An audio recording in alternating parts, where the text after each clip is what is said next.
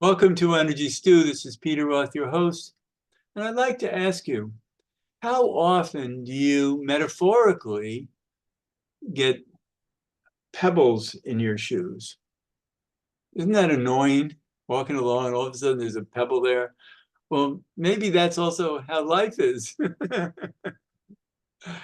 and so we want to keep our shoes clean and healthy and comfortable, so that we want that in our lives too. So to help us do that is a woman I found online who is helping people in beautiful ways of helping them be more comfortable with themselves and have happier lives. And so I thought it'd be great to interview her, and she's right here, Julie Ann Evans. Julie Ann, welcome to Energy Stew. Hi, Peter. It's so great to be here. Thank you so much for your time today. Well, I'm so happy to talk with you and we got to know each other before we did the show, and it's exciting because you have such an enthusiasm and excitement about this world that you and I live in, this esoteric world of tapping in to time and space and consciousness and people's histories and finding answers for them. Yeah, I like to call it Harry Potter for adults. I think that is, my friends call my apartment Hogwarts. So I feel like that's the journey I'm on, Harry Potter for adults. And I think, I want people to live in the magic the way you and I do. There's so much on offer that we're not tapping into, and lives of inspiration are on offer to us 24/7. And that is the work I'm doing, getting people into their inspiration and wonderment of the world and unlimited possibility, rather than feeling trapped and held back and somehow in pain. Yeah, and right now, I mean, it's a very difficult world we're living in, and a lot of people are troubled by many, many, many different things, but also they're troubled by their birth and families and childhoods and growing up and being adults, and and so we all have stories that haunt us, Yeah. and and we don't have necessarily have answers, and we don't have even memories. There are things that happen in childhood that we might have heard the stories about, but we don't know as children how we responded to those stories in our families, uh, family troubles that went on around us as we were children, and even family troubles that came our way to harm us.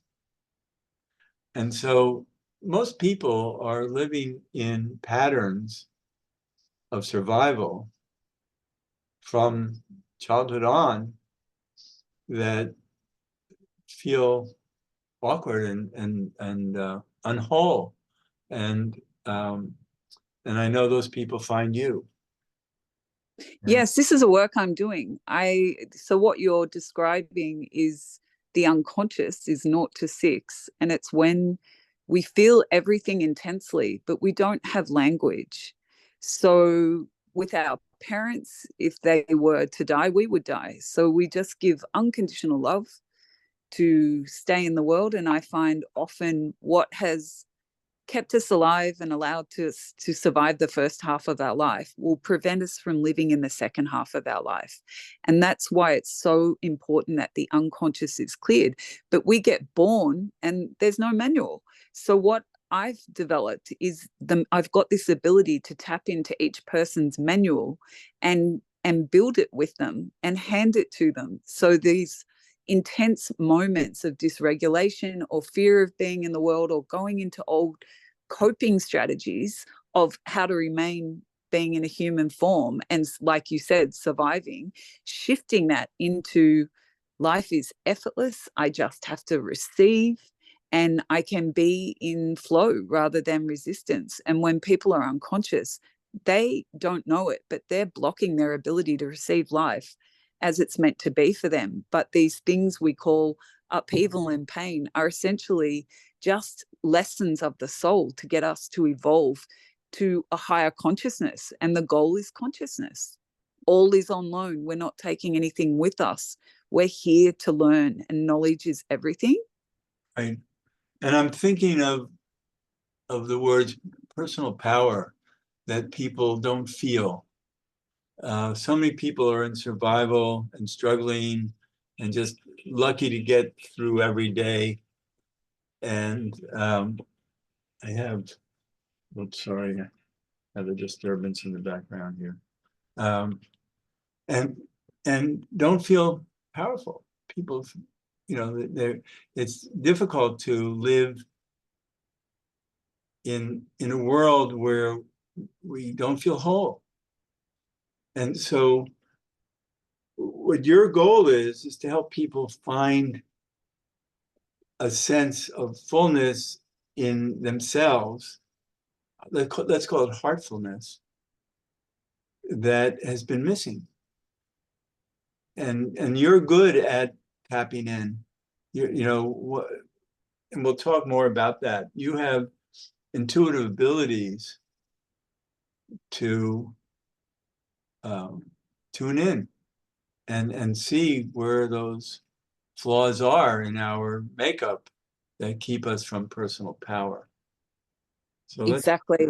Yeah, that's really well articulated. I feel what it is I have a gift that allows me to tap into that person's blueprint of what they agreed to come here to learn, and what that soul's journey is. So it's essentially building a manual. And when you have the answers, you can go from unconscious to consciousness. When you're conscious, you can be present without fear and live from peace. But when you're in the unconscious, the outside world is just activating you on a daily basis of your unresolved traumas from those first 6 years, but you don't have the manual. So that is the work. I can come in, read the manual, be a spiritual wingman until you're on your feet. And I can just get a phrase or an image. These things will not mean anything to me, but to that person, it will be absolute truth, and the truth will set you free. So it's just energetic that, truth creates an energetic release and an awakening for somebody to feel powerful again. And these feelings of feeling powerless, well, is it your energy, or is it somebody around you, or somebody you're living with, or somebody you're work? Also, that whole thing of energetic transference is a really important part of understanding being in a human form, and I think it's sort of been erased. And a lot of people now, post-COVID in particular, you're in a relationship with yourself, but people talk about anxiety and depression and catastrophe, and these are just intense points of dysregulation that you don't know how to navigate because you don't have the manual. So that's the work I'm doing, is building the manual, and it's unique to that person. And I feel it's just, I'm the vessel for the work to come through. So everyone's a snowflake. No two people are the same. I never know what I'm going to get, but I am confident that I will receive what is waiting for that person, so they can tap in to feeling powerful again and feeling peace, unlimited peace. that's wonderful. And it's interesting that you talked about up to 6 years old, because I know that from 6 on, we've already fully developed our personalities based on our childhood. And not that later things can't be dramatically important and alter our consciousness, but the first 6 years are really how our personalities are formed by the conditioning around us. And those are the most important years for it. And I have 2 little granddaughters, who one is 7 and the other is 4. And Oh, wow. and I feel like, okay, the 7-year-old, that's good. Her first 6 years were good. She's all right. And I expect the next 2 years for my little 4-year-old to be fine. And then I'll feel more at peace that they have had those first 6 years in a good world around them. And also, up to 6 years old, children can also see past lifetimes. Yes. And, you know, they have abilities that fade away around 6 years old. Yes, absolutely. They're highly connected to the other side, Right. and they have strong past life memories, and that's the Buddha. But what I find is trauma of being human, you know, it fragments us, and it's like the Russian dolls. When I work with a client, I'm not only working with the inner child, but I often, when somebody's dysregulating, I'm asking them for an age. And we're sort of calling in all the parts of them that have fragmented and is at war with each other. You know, the war is in their head because they're fragmented. But once you bring those pieces in and you teach people how to reparent the part of themselves that didn't get their emotional sensitivities and needs met in those first 6 years, that's the feeling of being powerful again, is that you're good with yourself, and that's true enlightenment, being unaffected by the external world, and you can navigate being human in a really inspiring way rather than a fear-based way. Right. And that's where we find personal power, when you can feel whole and trust yourself. And I see that a lot in my clients who just struggle so much. And the bottom line is that they just don't love themselves enough. I agree. And when you don't, then everything just feels like life around feels like it's in pieces. But love is oneness and wholeness. And so when people can love themselves, they feel powerful. Yeah, and the world reflects back to you your relationship with yourself. I The love most that. the most important relationship is with yourself. But we're conditioned, we have to go outside of ourselves to get relief from what we don't understand. And it couldn't be more opposite, because it's not sustainable when you get the house or the car or the marriage or the new job. It's good for a period of time, but it's not sustainable, right? It's not self-fulfillment, and it's not powerful. This relationship with yourself is the most important work of your life. And once you love yourself, the world just reflects it back to you, and it all becomes easy. That's so important. So I love the work that you're doing, because I know that people really respond well to it. Because, well, you have a lot of heart, obviously, when you're working with people and they feel that and they trust you. And then when you're finding, you know, the pebbles in their shoes, then they trust you to help them get them out. Um, and you know, and you have the best of intention with them, and they know that. So, um, tell me more about what you've experienced that can help people understand the nature of this work. Well, the unconscious is the right side of the brain. So a lot of what my experience has been, first of all, everyone is having such a similar experience of being confused, of being human, and it doesn't get normalized unless you're like us and you see 10, 15 people a week. But people will say to me, you know, you're the only person I could say this to. I'm so ashamed. I feel like this. And I say, you're the 10th person that said that to me this week. So I think there's a huge need for normalization around dysregulation and the understanding of pain to clear shame, because if there's shame cause activated, people don't heal. So my intention with this work is I always come at it with unconditional love, because I truly believe the only energy that's real is love. And that's how I do it. I want that person to feel so loved and so safe that they're free of judgment. And a lot of people have not had pure unconditional love and have been very judged. So that in itself allows somebody to feel safe. And I will often get information from the other side that sort of cracks them open into trusting me. I'll say something, I'll go, what is this? Or what does this mean? And it's nothing to me, but the fact that there's no way I could have known that will then allow them to sort of let down their walls and trust me. And I also, when I work with a client, I have a thing that they can reach out to me at any point when they're dysregulated or they're in fear or they're in confusion. They can message me on WhatsApp and I'll read it and get back to them. And I think traditional psychology has sort of activated people's traumas, but then your time is up and I'll see you in a month or I'll see you in 2 weeks and there's no ongoing support. So that is a really big thing for me, of really being there for that person for as long as they need, so they can feel safe to feel what they thought was pain, which is actually just up leveling, and teaching them how to language it so that eventually they hear my voice in their head when they're dysregulated and they see it as an exciting journey rather than I've got to be ashamed and not tell anyone because if anyone finds out, I'll get abandoned. That's wonderful. And I think that the work needs that confidentiality that you hold with people, and they feel safe with that, so then they can expose themselves. Because a lot of it is, as you said, but is shame. And when people don't love themselves, they might not identify with those words. They just know that they're not whole, and there's a shame to that. It's like feeling stained. But if they work with someone who is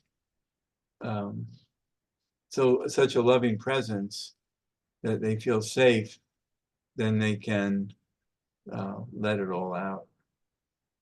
Yeah, and I think also they can fall back in love with their life and themselves. A lot of people are not in love with their life or themselves. They're ticking boxes and they're just waiting to get relief, and but maybe they've also chosen lives that represent their emotional injuries.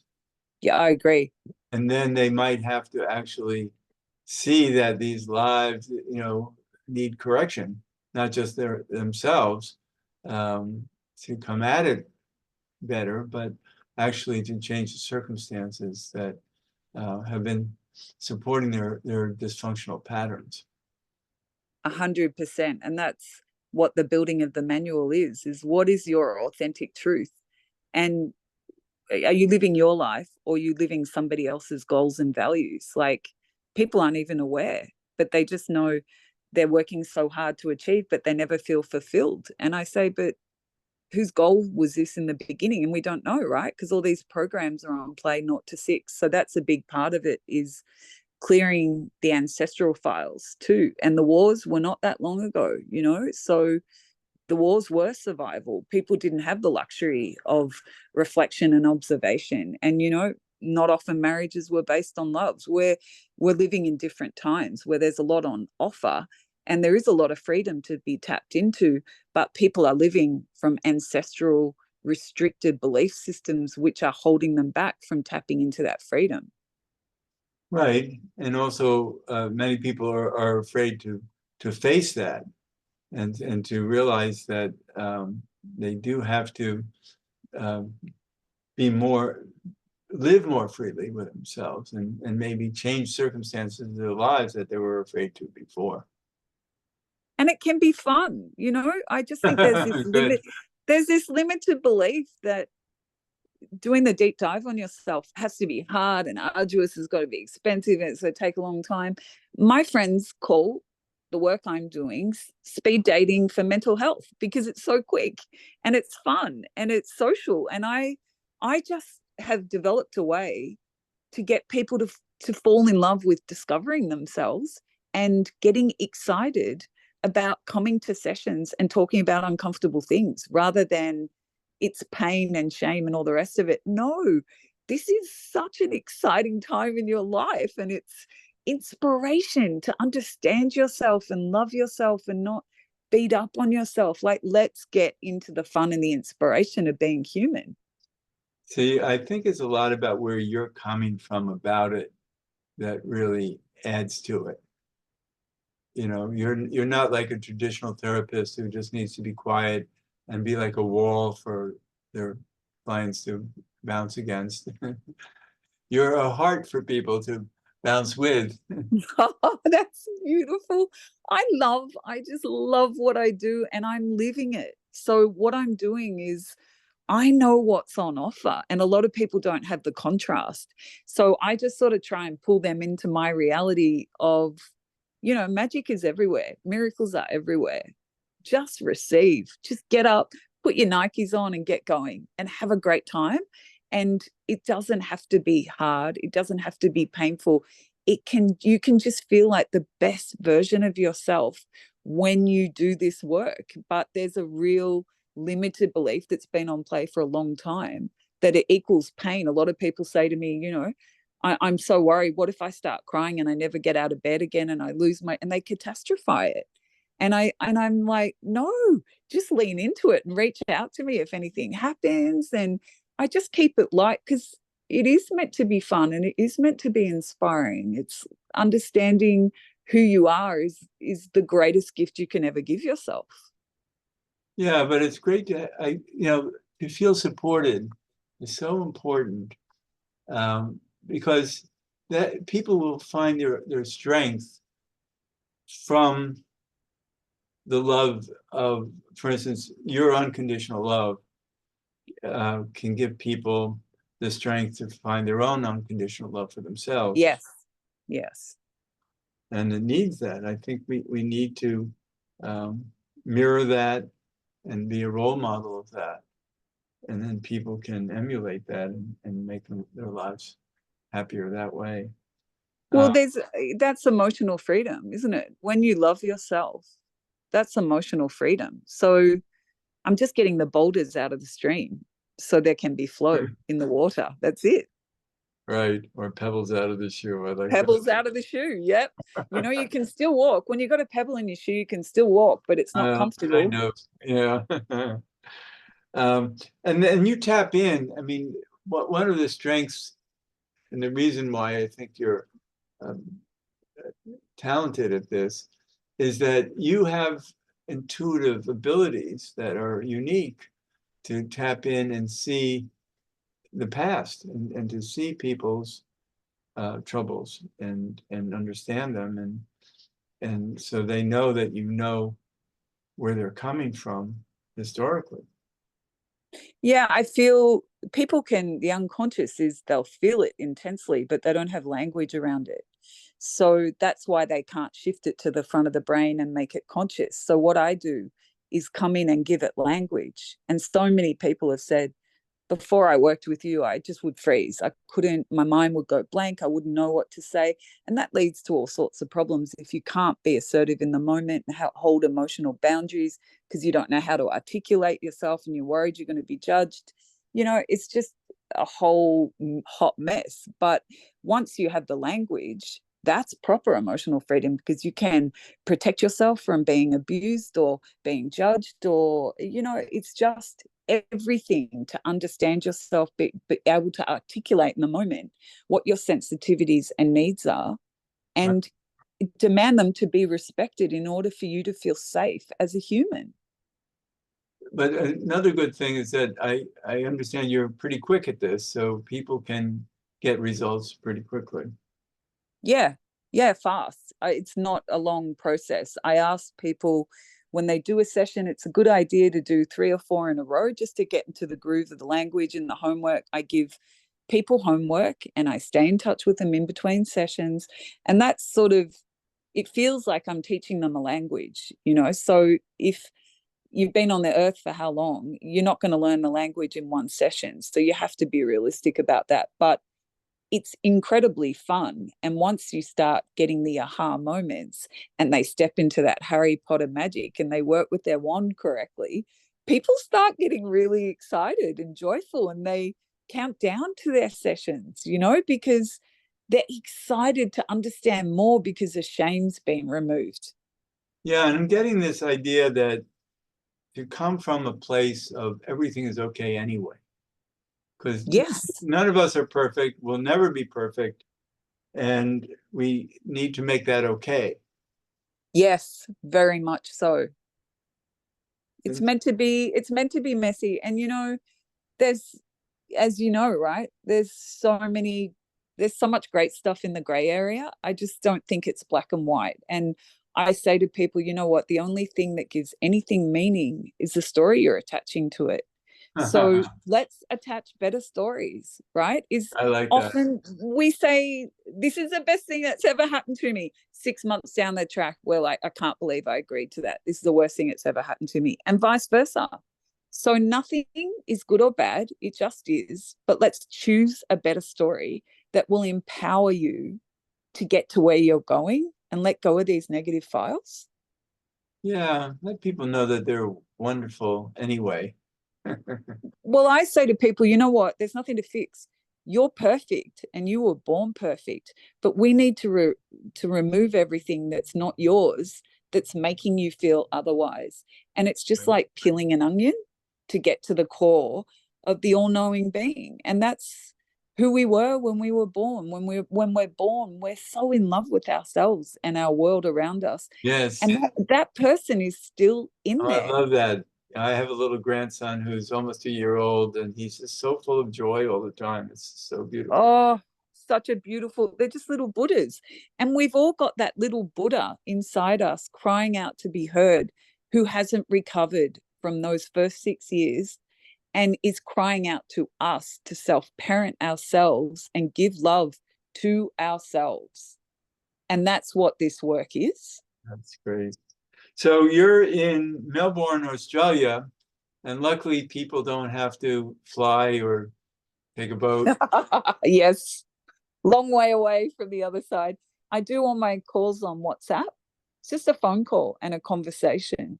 And it's the best way to do it too, because people can sit in their bed in their pajamas and feel safe and sleep if they need to afterwards. And there's no intrusion. It's just a great conversation. And I just receive downloads. I believe I just receive information once I'm in that 1 hour time frame. That's great. And how do people reach you? So they just reach out. I've got a website, The Energetic Clearer, and I have an amazing PA, Taylor, and they can just reach out to her and make a booking at any time. And it's that simple. There's an Instagram account there which has my teachings of what I believe, an extension of the work. I sort of set up the Instagram to, if people wanted to just get a quick little insight to what I'm doing, or to even potentially get a healing by getting the answers. So that's what the Instagram is essentially an extension of what I'm teaching. And they can reach out and book a session anytime and we'll make it happen. That's great. So Julianne Evans, it's been so wonderful to talk with you. I really enjoy knowing you and recognize, the love that you come from. It's so beautiful. Oh, Peter, it's such a joy. I feel like you're my early Christmas present. Oh, good. Thank you. Thank you, universe, for sending me a little dose of Peter in my day today. It's been a joy. Great, thank you. And this is Peter Roth, your host of Energy Stew at prn.live. I can be reached at peter@heartriver, HEART river.org. I'd love to hear from you, and thanks so much for listening.